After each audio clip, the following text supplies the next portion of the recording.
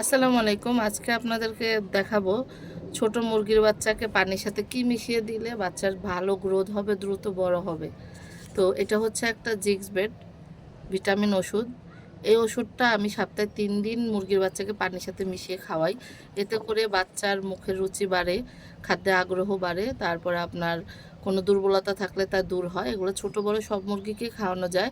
বড় মুরগিকে সপ্তাহে ২ দিন দিবেন আর ছোট মুরগিকে ৩ দিন দিবেন। এখন পরিমাণ হচ্ছে ১ লিটার পানিতে ১ মিলি করে দিবেন। আর যার যত লিটার দরকার তত নিবেন। আমার এই যে আমি ১ মুঠা নিলাম। আমার একটা আইডিয়া আছে কতটুকু দিব। তো পানির সাথে এগুলো মিশিয়ে দিবেন। তাহলে বাচ্চাগুলো দ্রুত বড় হবে। এই যে দেখুন। আবারও ওষুধটি দেখে নিন।